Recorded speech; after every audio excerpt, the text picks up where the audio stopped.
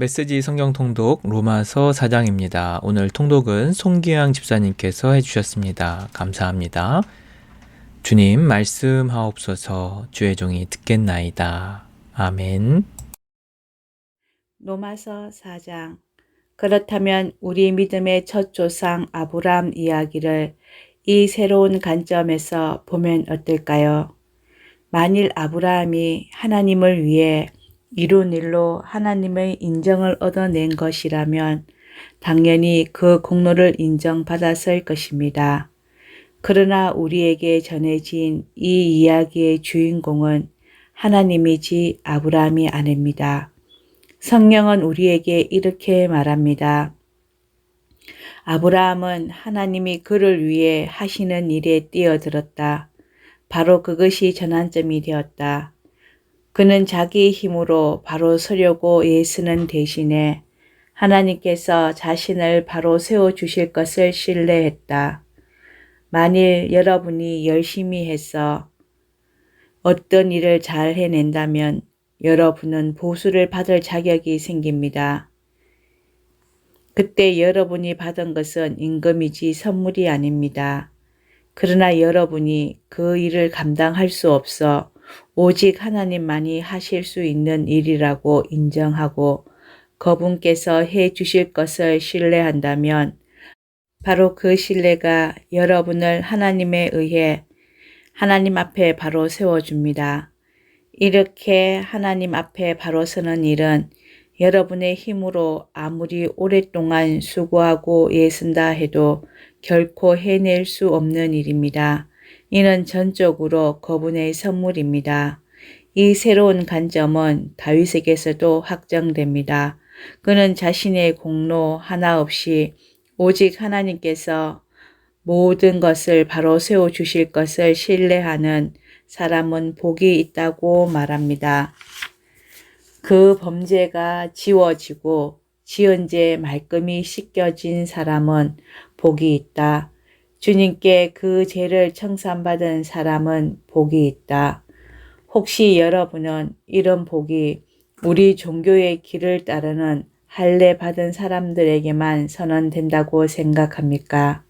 우리가 따르는 길에 대해 들어본 적 없는 사람들, 하나님께 훈련받아 본 적 없는 사람들도 이런 복을 받을 수 있다는 생각은 못 해봤습니까? 일단 우리 모두가 동의할 수 있는 사실부터 말해 보겠습니다. 아브라함이 하나님께 합당하다고 선언된 것은 그가 하나님께서 그를 위해 하시는 일을 받아들였기 때문입니다. 그렇다면 생각해 보십시오. 그 선언이 내려진 것은 그가 할례라는 언약 의식을 통해 몸의 표시를 받기 전이었습니까? 그 후였습니까? 맞습니다. 표시를 받기 전이었습니다. 그렇다면 그가 할례를 받은 것은 하나님께서 그를 당신 앞에 바로 세우시려고 오래전부터 그를 위해 일해 오신 것에 대한 증거이자 확정의 의미였다는 뜻입니다. 아브라함은 다만 하나님의 이 일을 자신의 온 삶으로 받아들였던 것입니다. 또한 이것은 아브라함이 모든 사람의 조상이라는 뜻이기도 합니다. 다시 말해 하나님께서 아직 바깥 사람인 이들, 하나님의 백성으로 인정받지 못한 이른바 할례 받지 않는 사람들이라도 하나님께서 자신들을 위해 하시는 일을 받아들인다면 아브라함은 그들 모두의 조상이 된다는 것입니다. 하나님에 의해 하나님 앞에 바로 서게 된 사람들이란 바로 이런 사람들을 두고 하는 말입니다. 물론 아브라함은 할례라는 종교 의식을 거친 이들의 조상이기도 합니다. 그러나 이는 그들이 행한 그 종교 의식 때문에 아니라 하나님께서 그들을 위해 행하시는 일을 믿음으로 받아들이는 모험의 삶을 살기로 그들이 결단했기 때문입니다. 아브라함은 할례의 표시를 받기 오래전부터 바로 이런 삶을 살아온 것입니다. 하나님께서 아브라함에게 그 유명한 약속, 그와 그의 후손의 땅을 차지하리라를 주신 것은 그가 무엇인가를 이루었거나 이루려고 했기 때문이 아니었습니다. 그 약속이 주어진 것은 그를 위해 모든 것을 바로 세워주시겠다는 하나님의 결정에 기초한 것이었습니다. 아브라함은 다만 믿음으로 거기에 뛰어들었을 뿐입니다. 만일 우리가 하나님께 무언가를 얻는 것이 자기가 해야 할 일을 다 마치고 온갖 서류를 다 구비해야만 비로소 가능한 일이라면 인격적 신뢰가 들어설 여지는 아예 사라지고 약속은 냉혹한 계약으로 바뀌고 맙니다. 그런 것은 거룩한 약속이 아닙니다. 사업상 거래일 뿐입니다. 빈틈없는 변호사가 깨알 같은 글씨로 작성한 계약서는 우리가 얻을 것이 전혀 없을 것이라는 사실만 확인해 줄 뿐입니다. 그러나 애초에 계약이란 없고 약속만이, 그것도 하나님의 약속만이 있는 것이라면 그것은 여러분이 깰 수 있는 것이 아닙니다.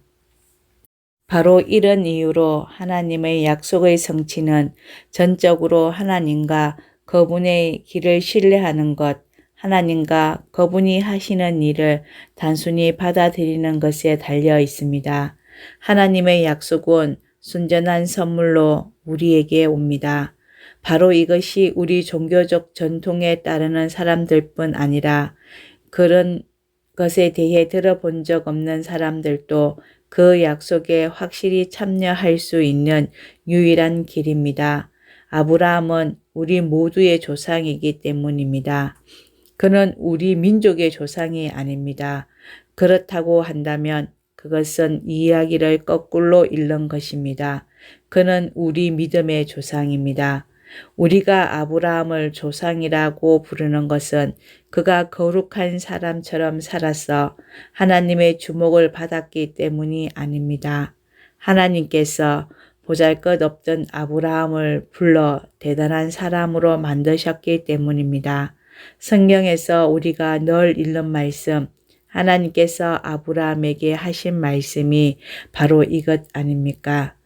내가 너를 많은 민족의 조상으로 세운다. 아브라함은 먼저 조상이라고 불렀고 그런 다음에 조상이 된 것입니다. 그것은 오직 하나님만이 하실 수 있는 일을 하나님께서 하실 것으로 그가 담대히 신뢰했기 때문입니다.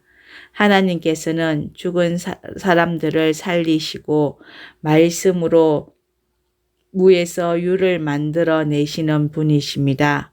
아무 희망이 없음에도 불구하고 아브라함은 믿었습니다.